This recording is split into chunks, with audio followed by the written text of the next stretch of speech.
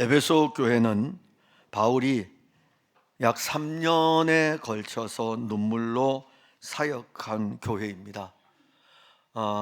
이 에베소 땅, 척박한 이 땅에 그리스도의 몸된 교회를 위해서 세우기 위해서 그가 흘렸던 눈물은 성경에 기록이 되어져 있습니다.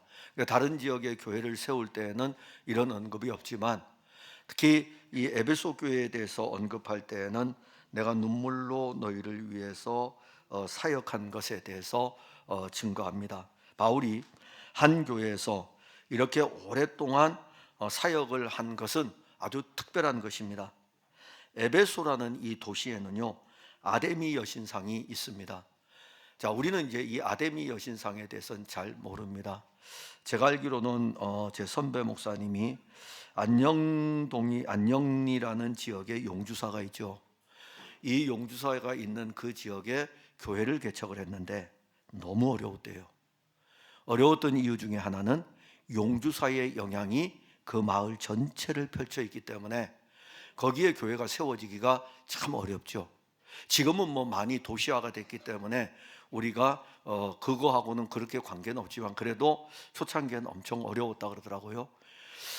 아데미 여신이라는 이 여신상이 에베소에 딱 세워져 있다는 자체는 에베소의 복음 들어가기가 아주 어려웠습니다.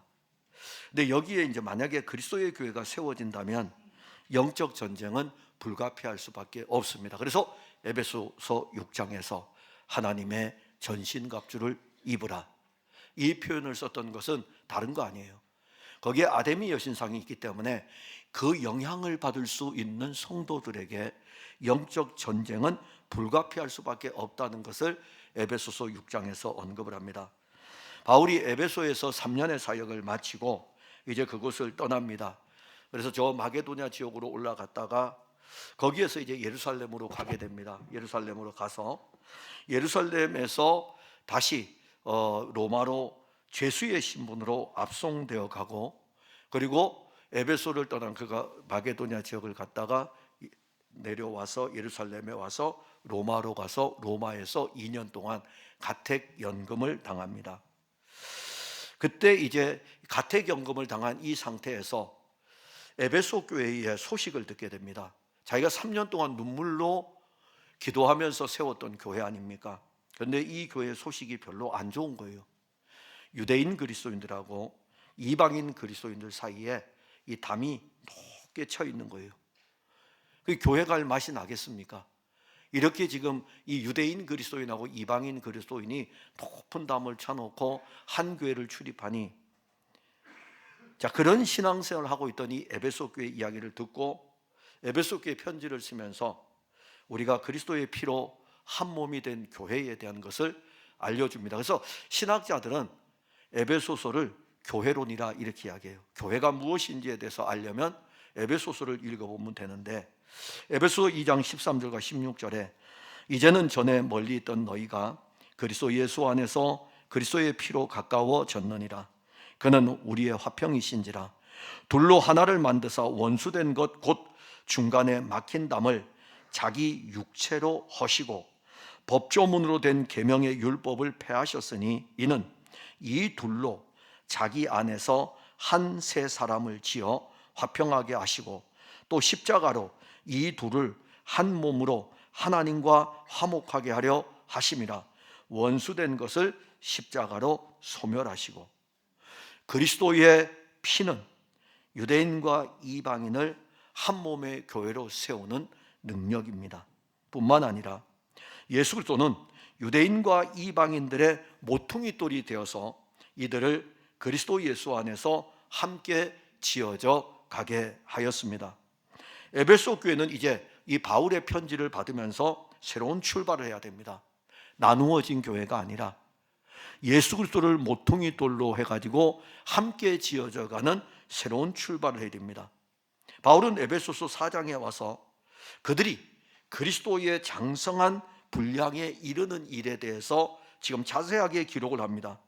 우리는 에베소서를 통해서 그리스도의 생명이 교회 공동체 안에서 일어나고 있는, 즉 예수 그리스도의 이 복음의 생명을 가지고 있는 우리들 안에 유대인의 모습과 이방인의 모습으로 다툼이 일어날 수 있는 이 요소 속에서 바울이 에베소 4장에 와서는 우리는 함께 지어져 가야 된다. 범사에 우리는 어디까지 이르러야 되냐면은 장로들에게까지 이르는 것도 아니고 목사에게까지 이르는 것도 아니고 어떤 사람에게까지 이르는 것이 아닙니다. 그리스도에게까지 자라야 된다라는 것을 오늘 말씀을 합니다. 예수 그리스도의 피로 구원함을 받은 성도들이 그리스도에게까지 자라는 이 과정은 어떻게 하면 자랄 수 있을까? 저 뒤에 유아실에 저희 손주, 이제 막 50일 좀 지난 손주가 와 있는데 얘가 어떻게 하면 자랄 수 있을까요? 보니까는 제 딸이 그냥 분유만 주고 있더라고요. 분유만 주고 있어요. 갈 때마다 이렇게 보면은 애가 자라 있더라고요. 여러분들은 어떻게 하면 자랄까요? 어떻게 하면 여러분들이 자랄 수 있을까요? 그리스도에게까지 어떻게 하면 자랄 수 있을까? 똑같습니다. 그리스도의 생명의 양식을 먹으면 그냥 이렇게 자라가는 것입니다. 다른 거 없어요. 여러분들이 자라지 않은 상태에서 교회 봉사를 하면 지칩니다. 왜냐하면 어린아이의 수준에 있는데 어른의 일을 맡기면 그 일을 할 수가 없어요. 그래서 자라가야 돼요. 봉사하는 거, 헌신하는 거 필요합니다. 그러나 봉사와 헌신보다 더 중요한 것은 자라감의 은혜입니다.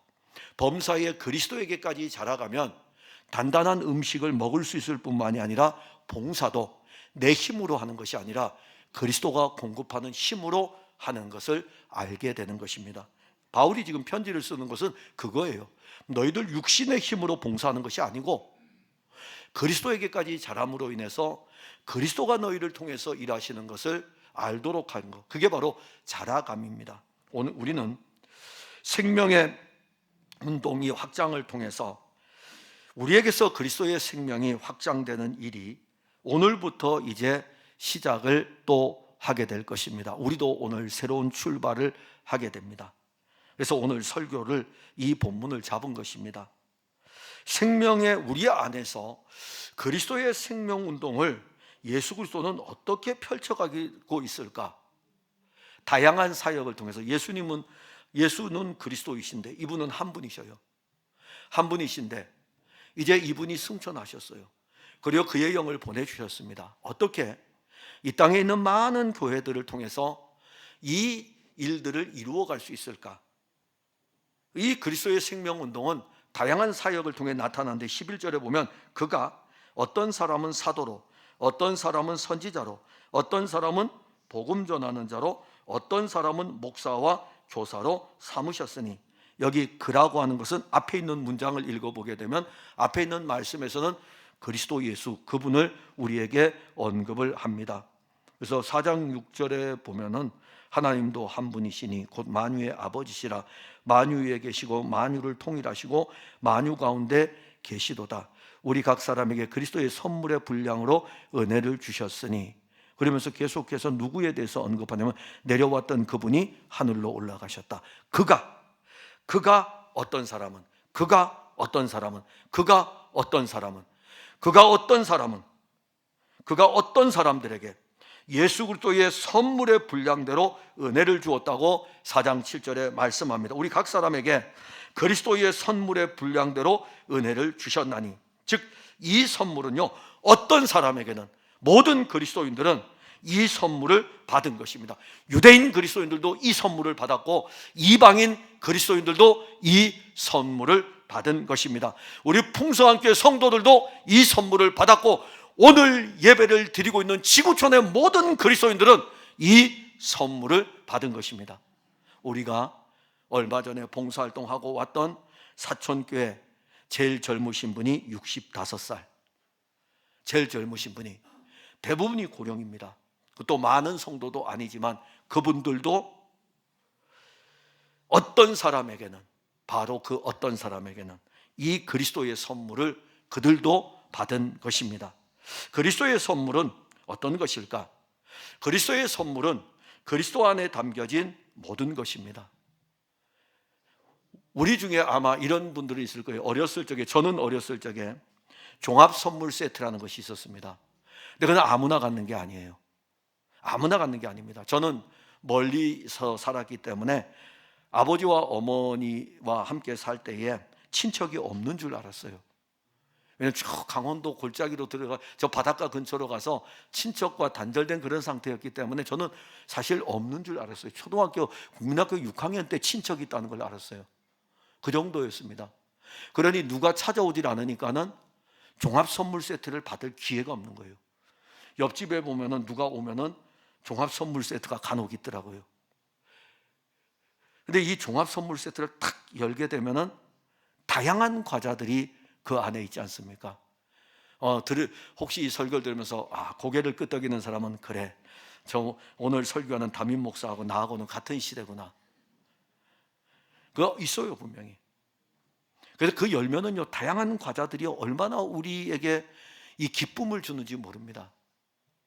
그리스도가 우리에게 선물로 왔는데 이 선물을 한번, 그리스도를 한번 딱 열어보면 그 안에 담겨진 그리스도가 얼마나 풍성한지, 성경에서요, 그리스도가 우리에게 공급하여 주는 그분의 성품에 대한 부분, 그분이 우리에게 선물로 주는 다양한 일들에 대한 것들 펼쳐보면은요, 여기 하나 펼쳐놓고 여기 하나 펼쳐. 그래서 사람들이 이게 얼마나 풍성한지요. 예수님은 사랑이십니다. 예수님은 긍휼이십니다. 예수님은 공의이십니다. 예수님은 자비이십니다. 예수님은 의이십니다. 예수님은 영원한 생명입니다. 막 풀어놓으면 풀어놓을수록 많은 거예요.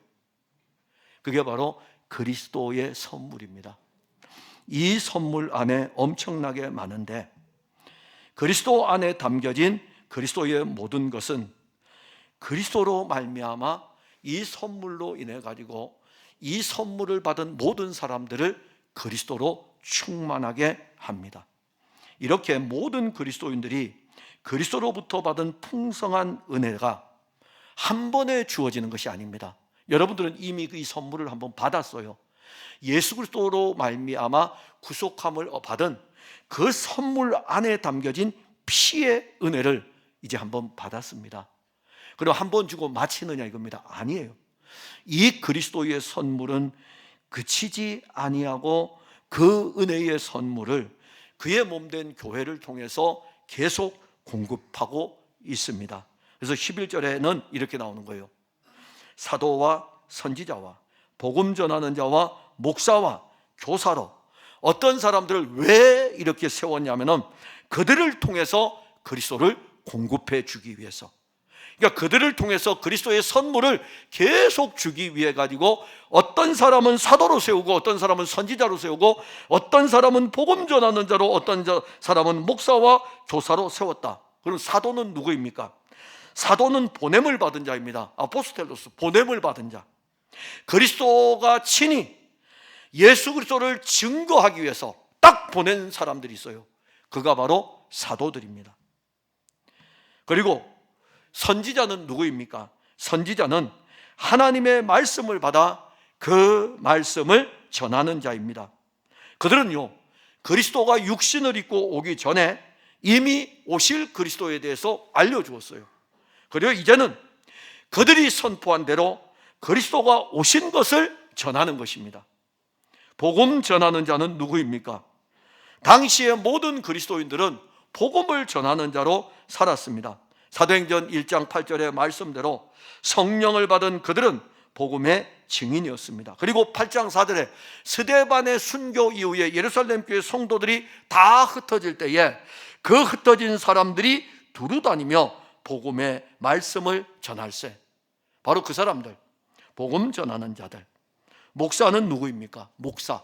어떤 사람은 목사로. 목사는 그리스도의 양떼를 목양하는 자입니다. 우리 교단은 목사가 되기 전에 강도사가 됩니다. 제가 이번 주가 노회 주간이었기 때문에 지난주가 노회 주간이라 노회에 참석을 했어요. 근데 까맣게 잊어먹었어요. 화요일 날 노회를 하기 때문에 월요일 날은 강의 때문에 노회 참석을 못 하는데 이번에는 화요일 날 노회를 시작하기 때문에 참석을 했습니다. 참석을 하고 돌아왔어요. 강도사 인호도 있고 다 있는데 돌아왔어요. 이제 집에 있는데 저녁 때에 우리 변덕훈 강사님이 문자가 왔어요. 목사님, 잘 가르쳐 주셔서 감사합니다. 저 오늘 목사 안수를 받았습니다. 제가 축하한다고 이야기를 했는데 변덕원 강사님 목사, 변덕원 목사가 됐습니다. 강도사가 뭐냐면 강도사는 노회에서 공식적으로 설교할 수 있는 권한을 부여한 거예요. 노회에서 공식적으로. 목사는 뭡니까? 목사는 설교로 끝나는 것이 아니고 목양을 하는 것입니다. 양떼를까지 설교도 해야 되고 양떼를 돌보아야 됩니다. 어떤 사람은 목사로 그리스도의 양떼를 목양하는 자로 사용했습니다. 그래서 그리스도의 양떼인 성도들을 그리스도에게로 이끌기 위해서 어떤 사람은 목사로라고 했을 때에 양떼들에게 그리스도의 생명의 양식을 주고 그 생명의 양식을 먹이며 이 생명의 양식으로 돌보는 것이 목사입니다. 교사는 누구입니까? 교사는 그리스도를 가르치는 자들입니다. 그리스도에 대해서 가르치는 거예요. 사도 바울이 에베소 교회 편지를 쓰면서 그리스도를 증언하고 그리스도를 공급하는 그 사람들을, 어떤 사람은 사도로, 어떤 사람은 선지자로, 어떤 사람은 복음 전하는 자로, 어떤 사람은 목사와 교사로 누가 세웠다고요? 그가 세우셨으니. 그리스도께서 세우셨다. 그리스도께서 세우신 것이죠. 예수 그리스도는 그의 몸된 교회를 든든히 세우기 위해서 이렇게 많은 동역자들을 세워놓았습니다. 그들은 그 직분이 어떠하든지 그들이 하는 일은 그리스도에 대해서 그리스도를 알려주고 그리스도를 공급해서 그리스도의 몸된 교회를 세우는 일을 합니다. 교회의 직분은 시대를 따라서 다양하게 변합니다. 그 시대에는 권사제도가 없었어요. 이제 교회의 이 시대를 따라서 교회의 시대적인 상황을 따라서 봉사할 수 있는 직분들이 다양하게 변하죠. 근데 변하지 않는 직이 있어요. 교회가 꼭 있어야 될 직이 있어요. 어떤 직일까요? 그걸 이제 항존직이라 그럽니다. 목사, 장로, 집사. 이 집사는 서리 집사가 아니고 안수 집사가 그래요. 항상 교회라는 공동체가 있는 동안에는 항상 교회 공동체 안에 있어야 될 이 세 개의 직은 있는 거예요. 권사는 시대적인 상황에 따라서 우리가 지금 모든 교회들이 같이, 왜냐하면 여성도들 가운데 일할 수 있는 일꾼들로 세워져야 되기 때문에 그리스도의 몸된 교회를 세우기 위해서 권사직을 준 겁니다. 그러니까 우리 교회 지금 권사님들 계시죠. 은퇴하신 권사님들도 많이 계시고 시무하는 권사님들 계신데, 시무하는 권사님이 분명히 알아야 될 것은 이 직을 왜 받았냐면은 어떤 사람은 권사로라고 했을 때는 그리스도의 교회를 세우기 위해서 권사로 임직을 한 것입니다. 다양하게 변해요, 시대를 따라서. 이전에 있던 직분이 없어지기도 하고 새롭게 생기기도 합니다. 그런데 직분이 없어졌지만은 그들이 감당하였던 그 사명은 여전히 오늘에도 다른 직분으로 교회를 세워가는 일을 합니다. 교회는 이 시대에 사도적 사명을 감당해야 되고 선지자적 사명을 감당하는데 다 그리스도와 연결되잖아요. 그가 세웠다. 사도로, 선지자로, 복음 전하는 자로, 목사로, 교사로 다 누구와 연결됩니까? 예수 그리스도와 연결이 됩니다. 그러면 그리스도의 생명운동을 확장하는 데에는 여러 직분이 필요합니다. 사도들만이 생명운동을 한 것이 아닙니다. 세움을 입은 선지자, 복음 전환자, 목사, 교사 모두가 다 그리스도를 각 사람들에게 증거하던 자들로 세워졌고, 세움을 받은 대로 그들은 그리스도 안에서 자라서 일을 한 것입니다. 그러면 이 다양한 사역은 오늘 우리가 본문에 나오는 것처럼 이 그리스도의 몸을 세워가는데 12절에 보면 이는 성도를 온전하게 하여 봉사의 일을 하게 하며 그리스도의 몸을 세우려 하심이라. 이게 세트입니다. 이게 세트예요.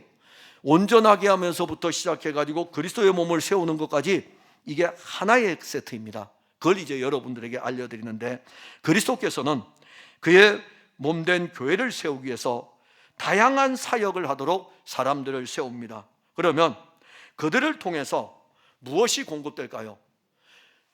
온전하게 하며 봉사의 일을 하며 그리스도의 몸을 세우려는 이 일을 위해서 이 어떤 사람은 사도로, 어떤 사람은 선지자로, 어떤 사람은 복음 전환자로, 어떤 사람은 목사로, 어떤 사람은 교사로 그 일을 하면서 성도들에게 그리스도를 공급하여 성도들을 온전하게 하며 봉사하게 하며 그리스도의 몸을 세우게 하는 것입니다. 그러면 여기 온전하게 한다는 뜻이 무엇입니까?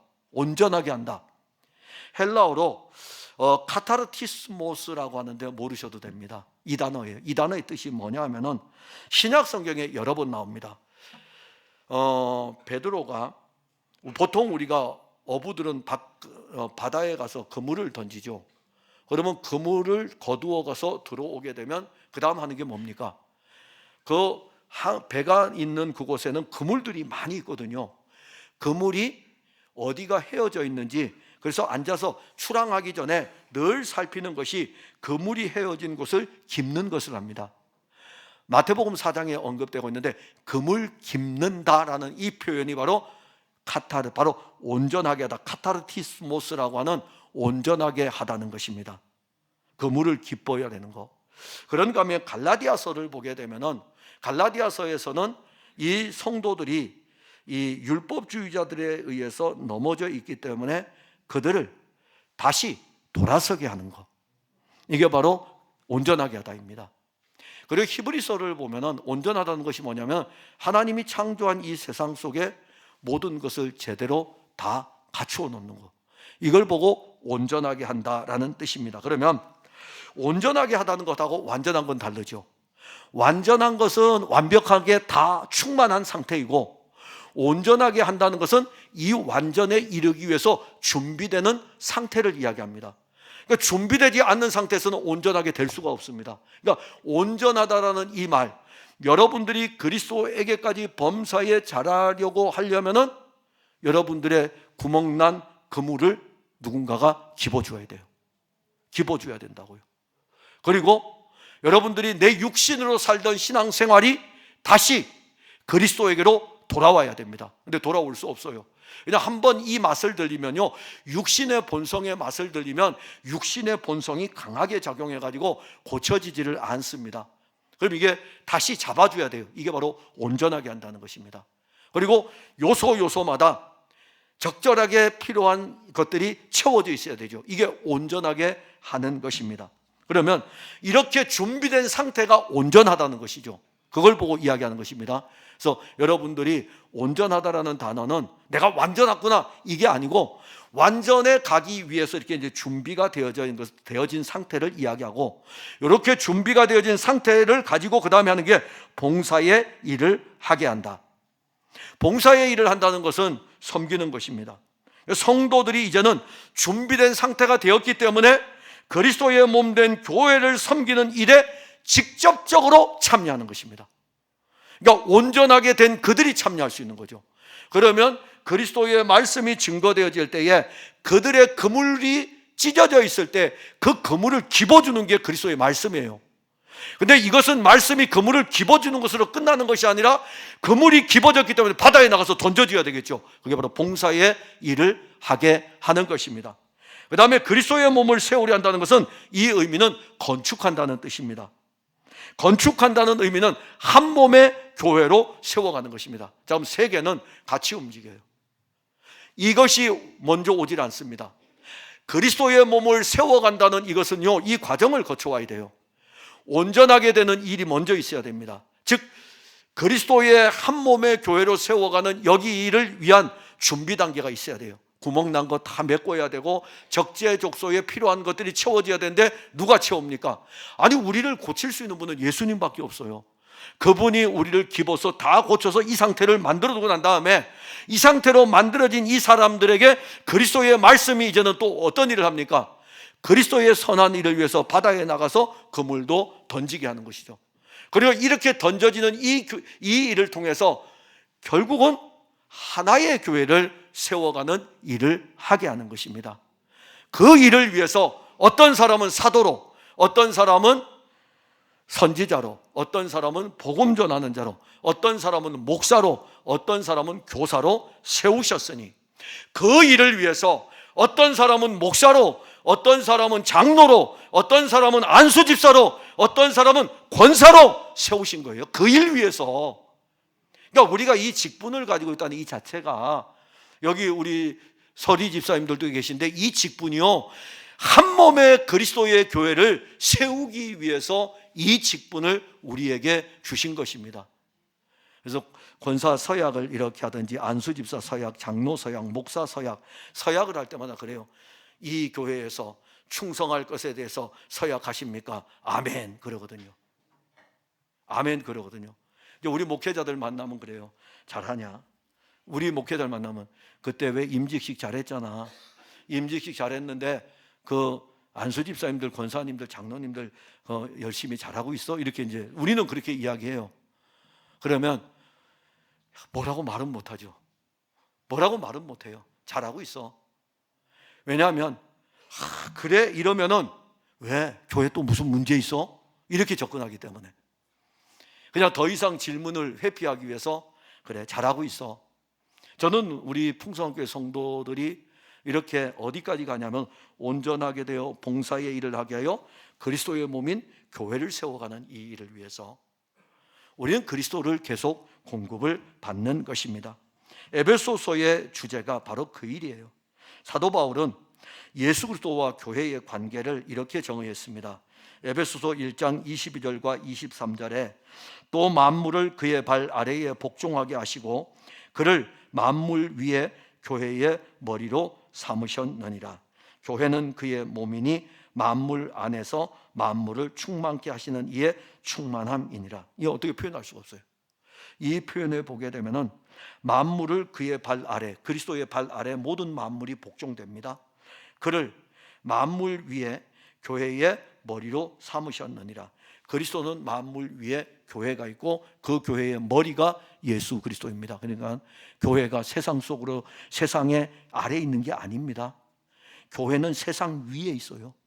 교회는 세상 위에 있다고요. 이 세상 위에 있는 이 교회의 머리가 누구냐면 예수 그리스도입니다. 그러니 이 교회가 얼마나 대단한 것입니까? 여러분들이 이 풍성한 교회를 볼 때 야, 이 교회 참 대단하구나. 건물이 아닙니다. 지하에 있는 교회를 볼 때에 제가 교회 우리 동역자들이 우리 동기들이요 교회를 전부 다 개척을 하고 그랬잖아요. 일산에서 개척한 우리 동기는요 수해가 나가지고 지하에서 우리 동기들이 가가지고 물 퍼내고 막 그러는데 물 퍼내고 다 하고 난 다음에 그가 그러는 거예요. 우리 막 땀에 다 젖었죠. 그때 일산이 막 개발될 때였거든요. 예배드리러 왔던 성도 중이 돌아가면서 하는 말, 우리 집 거실보다도 작다고. 그게 빗으로 꽂혀 있는 거예요. 빗으로. 지금 그 친구 몸이 안 좋아서 미국으로 갔었는데 미국에서 사역 엄청 잘합니다. 지금은 뭐 보면은 그 미국 로스앤젤레스에 있는 그 프레즈노에서 얼마나 많은 사람들이 보면 뭐 영상을 보게 되면은요 미국 사람들이 뭘 얻어먹으려고 줄을 서 있는지 모르고 그러면 줄 서 있는 것이 굉장히 길게 서 있어요. 그럼 뭐 하나 나눠주는 거 이거 영상으로 촬영해서 올리는데 교회는요 사이즈로 평가하는 거 아닙니다. 그리고 교회는 우리들이 생각할 때에 저 교회는 교인이 몇 명이 모이고 인원수로 평가하는 것도 아닙니다. 한 명이 있어도 두 명이 있어도 거기에서 그리스도의 복음이 선포된다면 그 교회의 머리는 예수 그리스도이며 비록 땅에서는 이 땅 지하 속에 있는 교회일지라도 그 교회는 만물 위에 있는 교회이며 그 만물 위의 머리가 누구시냐면 또 예수님이 하나님의 아들이 만물을 복종시키는 그분이 교회의 머리로 계시는 것입니다. 사도 바울이 예수 그리스도와 교회의 관계를 이렇게 표현한 것은 머리로 왜 표현했을까요? 그리고 몸으로 왜 표현했을까요? 이 머리와 몸은 떨어질 수 없는 생명의 관계입니다. 바로 그 관계를 이야기하는 거예요. 이 다양한 이 생명의 관계로 연결되어져 있다. 그래서 우리 풍성한 교회는 예수 그리스도와 연결이 되어져 있는 예수님과 생명의 관계를 맺고 있습니다. 교회 공동체 안에 다양한 직분을 그러면 왜 주시느냐?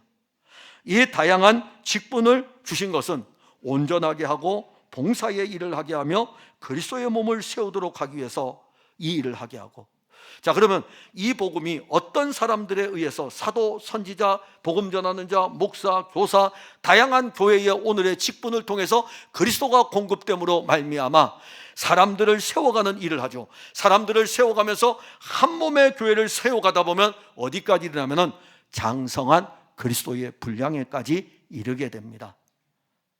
자, 우리가 여기서 한번 하나를 생각해 봅시다. 혼자서 신앙생활하면 장성한 그리스도의 분량에 이를 수 있다고 생각합니까? 그랬으면은 예수님께서 두세 사람이 내 이름으로 모이는 교회 공동체를, 그리고 예수님께서 교회의 머리가 되시는 부분에 대해서 언급하지 않았을 것입니다. 에베소서를 우리에게 보면서 13절에 보면 우리가 다 하나님의 아들을 믿는 것과 아는 일에 하나가 되어라고 했어요. 유대인 그리스도인들도 이방인 그리스도인들도 하나님의 아들을 믿는 것과 아는 것에 하나가 되어야 된다. 하나님의 아들이 누구입니까? 예수 그리스도잖아요. 예수 그리스도를 믿는 것과 예수 그리스도를 아는 것에 하나가 되어 그물그물마다 찢어진 것들이 있을 때에 온전한 사람을 이루어 그리스도의 장성한 분량에 충만한 데까지 이르게 한다. 자, 그러면 이 장성한 분량의 의미는 뭐냐면, 하나는 장성한 분량은 기준이에요. 기준. 그 다음에 또 하나는 성장이며 성숙입니다. 그리고 하나는 완전히 채워진 상태예요. 요 세 가지가 합쳐진 것이 장성한 분량입니다. 요 세 가지가 합쳐진 것이. 그러니까 그리스도인은 분명한 기준이 있어야 돼요. 그 기준이 누구입니까? 예수 그리스도죠. 이게 분명한 기준이에요. 그 다음에 그리스도의 장성한 분량은 이 기준을 가지고 이 안에서 성장하여 가고 성숙하여 가는 것입니다.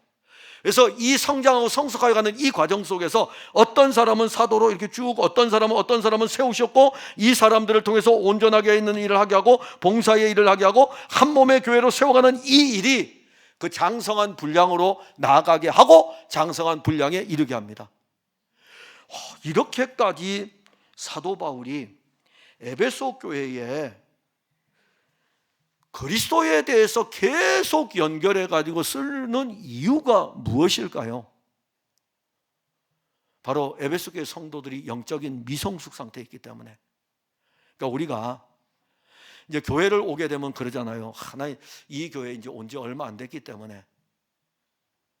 이 교회 온 지 얼마 안 돼도 영적으로 성숙한 분들이 있어요. 이 교회를 오래 다녔는데 영적으로 미성숙한 분들이 있어요.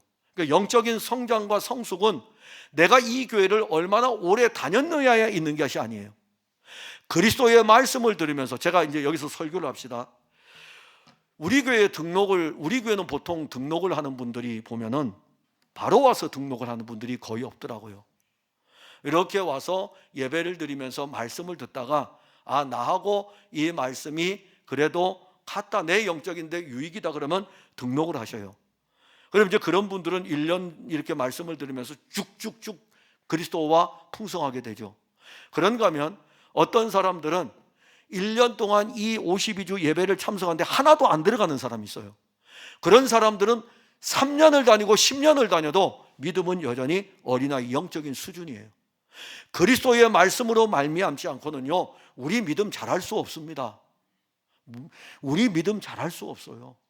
그래서 끊임없이 우리에게 믿음은 들음에서 나고 들음은 그리스도의 말씀으로 말미암는다는 로마 교회에 보내는 이 편지를 여러분들은 왜 빼버리려고 하십니까? 실제라니까요. 장성한 분량에까지 이르는 것은 성도들이 한 몸의 교회로 세워져 가는 이 과정 속에서 일어나게 됩니다. 그리고 이 일을 하면서 이러한 성도들을 통해서 이제 그리스도의 장성한 분량으로 이제 어떤 사람들의 사역들을 통해서 동역을 하면서 채워져 갔을 적에 15절에 보게 되면은 오직 사랑 안에서 참된 것을 하여 범사에 그에게까지 자랄지라. 그는 머리니 곧 그리스도라. 어디까지 자라가냐면 그리스도에게까지 자라가는 것입니다. 생명운동의 확장은 풍성한 교회 공동체 안에서 각 사람들 안에 이루어질 일입니다. 각 사람들 안에 이루어지는 생명운동의 확장은 모든 성도들이 누구에게로 가야 하냐면은 그리스도에게까지 이르러야 하는 것입니다. 우리가 왜 이렇게, 저는 사실 목회의 사역을 하면서 오늘 이 설교를 하게 된 것과 그 다음에 생명의 목장을 왜 해야 될까? 생명의 목장을 왜 해야 될까? 끊임없이 저한테 질문을 던지고 그랬습니다. 저는 어저께 목자들하고 저녁 8시에 모임을 했을 때 제가 왜 이것을 하겠습니까? 저 이제 곧 있으면 은퇴해요. 이것도 별로 안 좋아하시죠? 그러나 정말 저 곧 있으면 은퇴입니다. 제가 은퇴하고 난 뒤에도 저는 여러분들이 다른 건 몰라도 상관없어요. 물론 여러분들 자녀들이 잘 되는 거 너무 기쁘죠. 그리고 여러분들 재산이 증식되는 것도 저 한없이 기쁩니다. 그래야 밥 한 그릇도 사줄 거 아닙니까? 오가는 소식들이 좋은 소식 오가면 얼마나 좋겠습니까? 근데 저는 잠시 후에 이 목회 사역을 놓게 됩니다. 교단 헌법에 따라서 은퇴를 하게 돼 있어요. 근데 은퇴를 했을 때에 저는 이 교회 강단에서 내려왔을 때 여러분들이 예수 그리스도로 풍성하면 좋겠다. 정말 여러분들이 예수 그리스도로 채워지면 좋겠다. 그거 외에 저는 다른 거 없습니다.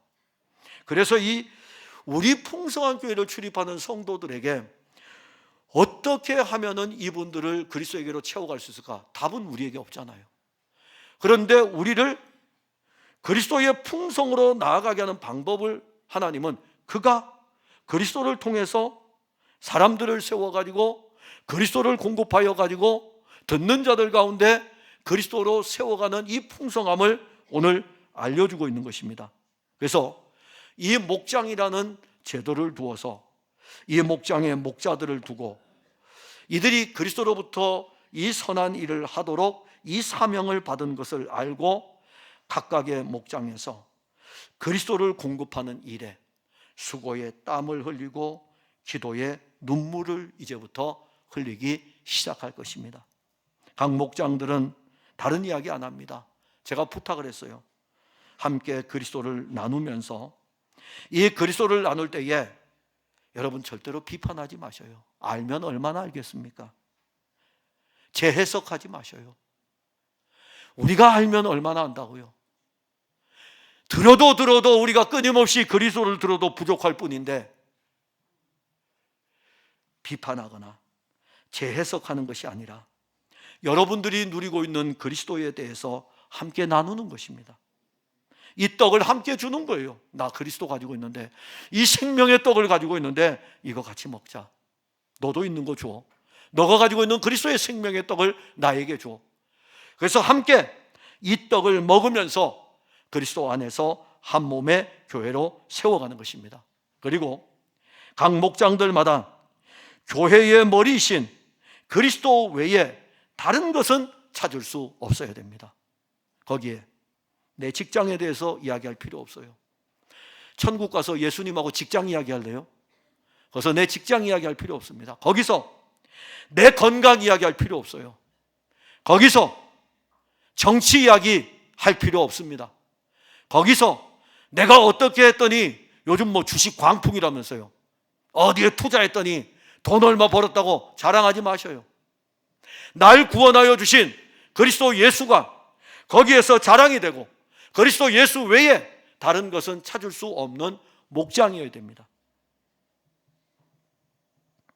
그리고 이 그리스도를 우리가 함께 나누게 되면 그 안에서 자라감을 보게 될 것입니다. 그래서 16절에 보면 그에게서 온몸이 각 마디를 통하여, 여기 그에게서가 누굽니까?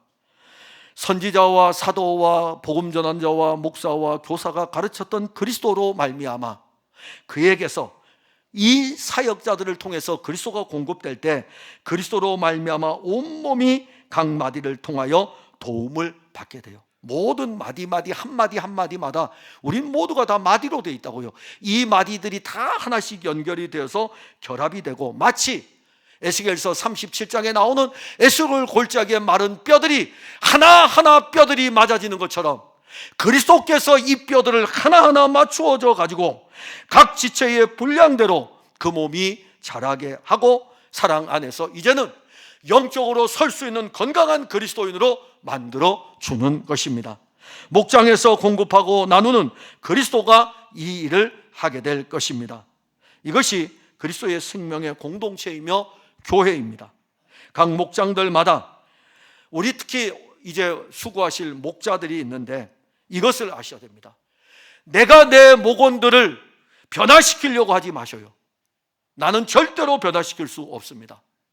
내가 변화시키는 것이 아니라 나를 통해서 일하시는 그리스도가 내 입으로 그리스도를 전할 때에, 또 내 목원들이 그리스도를 전할 때에 그 가운데 그리스도가 일하실 것입니다.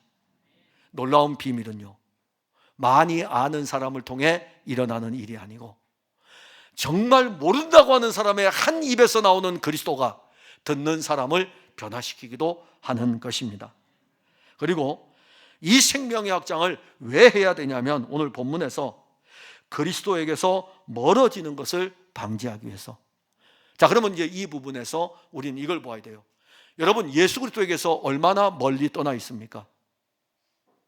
예수 그리스도에게 가까이 있습니까? 아주 친근히 그리스도와 있습니까? 아니면은 예전에는 친근히 있었는데 점점점 멀어지고 있습니까? 이 부분 지금 언급합니다. 14절에 보면 이는 우리가 이제부터 어린아이가 되지 아니하여 사람의 속임수와 간사한 유혹에 빠져 온갖 교훈의 풍조에 밀려 요동하지 않게 하려 함이라. 에베소 교회의 지금 영적인 상태는 어린아이 수준에 머물고 있었습니다. 그들이 영적으로 어린아이 수준에 머물러 있었다는 증거가 하나 있다면 교회가 유대인 그리스도인하고 이방인 그리스도인으로 나누어졌기 때문입니다. 자, 이제 목장 운동을 하게 되면 각 목장별로 그리스도를 공급할 때 만일 목장의 목자들이 이것을 1목장, 2목장 이제 앞으로 이름을 지을 거예요. 이렇게 지었을 적에 야, 1목장보다 우리 2목장이 더 잘해야 되지 하면서 서로 편을 나눈다면 그 목장은 어린아이예요. 그 목장은 어린아이입니다. 한 명이라도 그리스도에게로, 두 명도 그리스도에게로. 영적인 어린아이의 수준에 머무르니까 자기 편 만드는 거죠. 그게 바로 에베소 교회예요. 에베소 교회는 유대인은 유대인들끼리, 이방인은 이방인들끼리 이렇게 뭉치는 거예요. 그러다 보니까는 교회 안에 문제가 일어나는 것입니다. 어린아이의 수준에 머물게 되면 유대인은 유대인의 율법에 대해서 이야기할 것이고 이방인은 세상의 헬라 철학에 대해서 이야기를 할 것입니다. 에베소는요, 아까 말씀드렸지만 거기에 무엇이 있었다고요? 아데미 여신상이 있었습니다. 이제 여기가 중요해요. 아데미 여신상. 근처의 다른 도시의 사람들도 에베소에 올 정도로 이 아데미 여신상의 영향이 큽니다. 에베소를 중심으로 주변에 있는 모든 도시들이 아데미 여신을 중심으로 생활을 합니다. 아데미 여신이 풍요와 다산의 여신입니다. 그 여신이 지역까지 영향을 끼치게 되고 이것은 우상이 아니에요. 우상보다 더 강력한 삶의 중심입니다. 여러분, 왜 종교개혁입니까? 물어봅시다. 왜 종교개혁입니까? 1517년 루터의 이것이 왜 종교개혁입니까?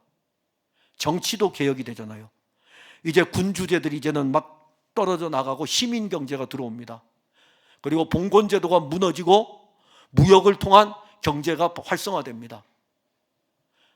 자, 그런데 왜 종교개혁이라고 합니까?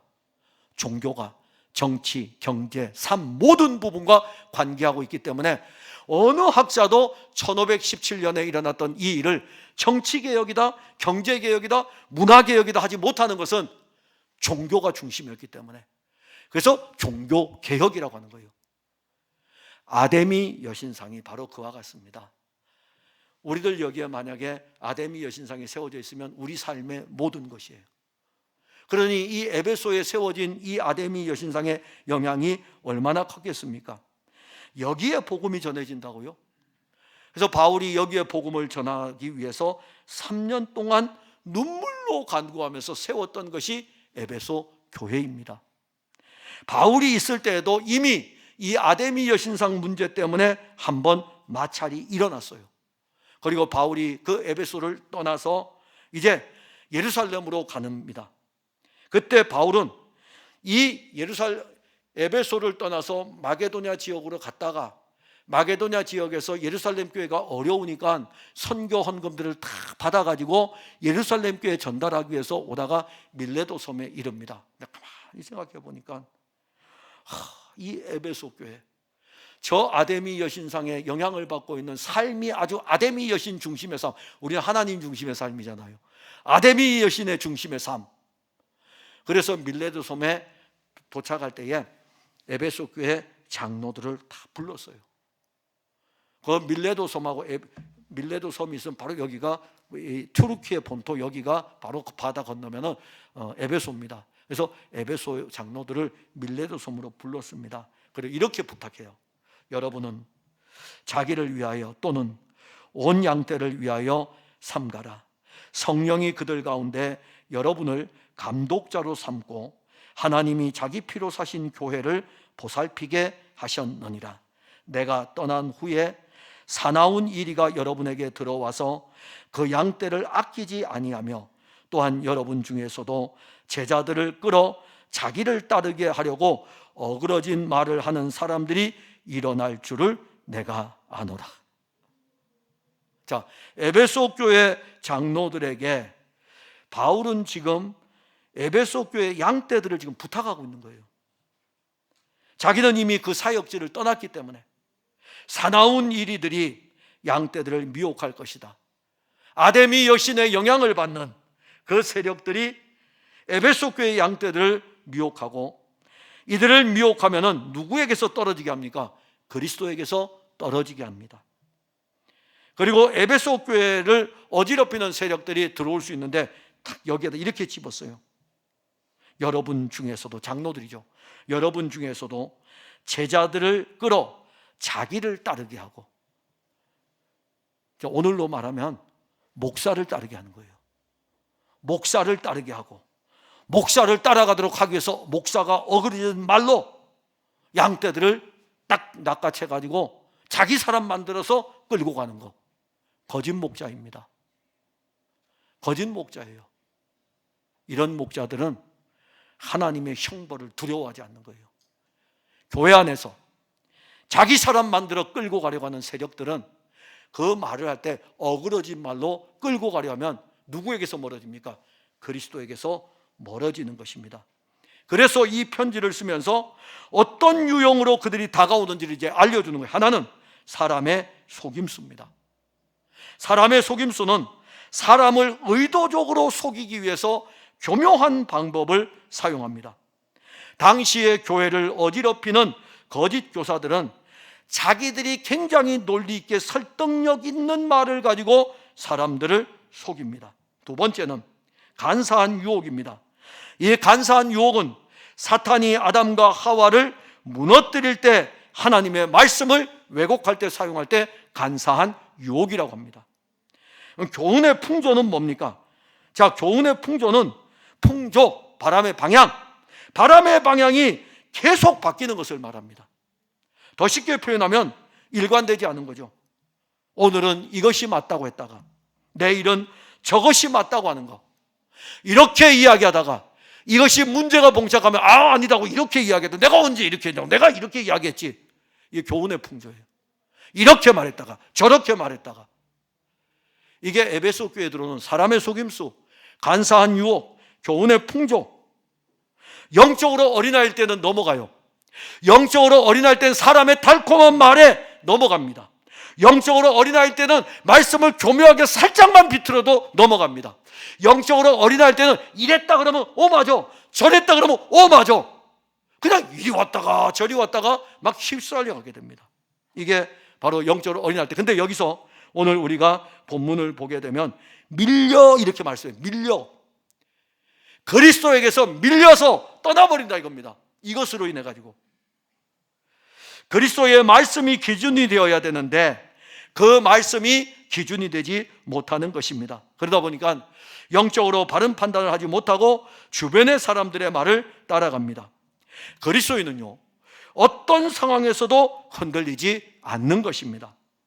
근데 영적으로 어린아이 같을 때에는 어쩔 수가 없어요. 왜냐하면 영적 수준이 거기에 있기 때문에 사람의 속임수나 간사한 유혹이나 세상의 이 풍조, 교훈의 풍조에 의해서 흔들립니다. 그래서 생명의 확장이 이게 왜 필요하냐면 그리스도만이 견고한 닻이기 때문에. 배가 항구에 저 멀리 큰 배가 정박을 할 때에 아래로 뭘 달죠? 아래로 닻을 내립니다. 이 닻을 내리는데 왜 닻을 내릴까요? 바람이 불어도 이 배가 떠밀려가지 않도록 하기 위해서 닻을 내려놓는 것입니다.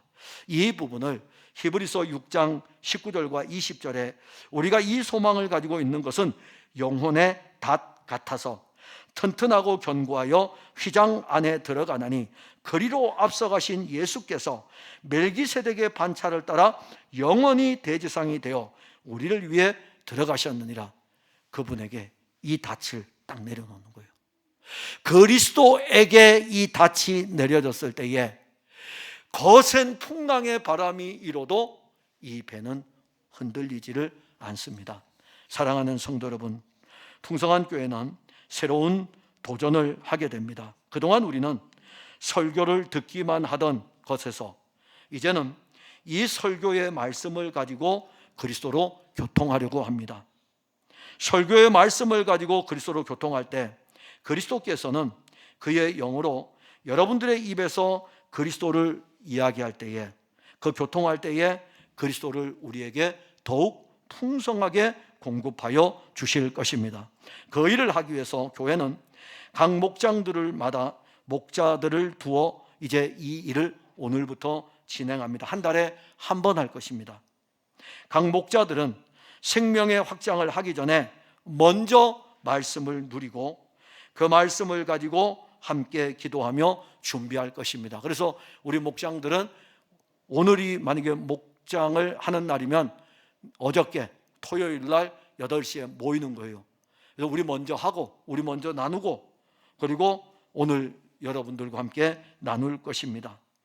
이 함께하는 생명의 목장에서 그리스도의 말씀을 나눌 때 우리의 믿음은 우리도 모르는 사이에 조금씩 자라가서 그리스도에게까지 이르게 될 것입니다. 그리고 이번에 이렇게 새롭게 시작되는 이 생명의 목장을 통해서 우리가 정말 얻는 것은 그리스도로 배부른 것이고, 그리고 여러분들의 믿음이 오늘 시작할 때보다 내일에 이르렀을 때 확실히 내 신앙 어제보다는 오늘이 더 풍성하다는 것을 누리게 될 것입니다. 기도하겠습니다. 하나님 은혜를 감사합니다. 예수 그리스도의 생명 운동은 계속 확장되어 가야 됩니다. 이 생명은 어떤 한 곳에 머물러 있을 수 없습니다. 지금까지 풍성한 교회를 붙들고 인도하여 주심을 감사합니다. 10년도 더 됐습니다. 그 10년도 더 된 날에 수양교회와 예강교회가 하나의 교회가 되었습니다. 처음 출발하여 올 때에는 우리 교회는 이라고 하면서 우리 교회 이야기를 하였으나 이제 10년이 지난 우리에게는 우리 교회를 이야기하는 것이 아니라 예수 그리스도를 이야기하고 있습니다. 이 예수 그리스도로 세워진 교회가 풍성한 교회이며 이제 이 교회가 예수 그리스도로 더 풍성함을 누리기 위하여 이 하나님의 말씀을 가지고 각 목장들에게 목자를 통하여서 목원들과 함께 그리스도를 나누기를 원합니다. 한 달에 한 번씩 진행되는 이 일들 통해서 우리 사랑하는 성도들이 범사에 그리스도에게까지 자랄 수 있도록 인도하여 주옵소서. 예수님 이름으로 기도하옵나이다. 아멘.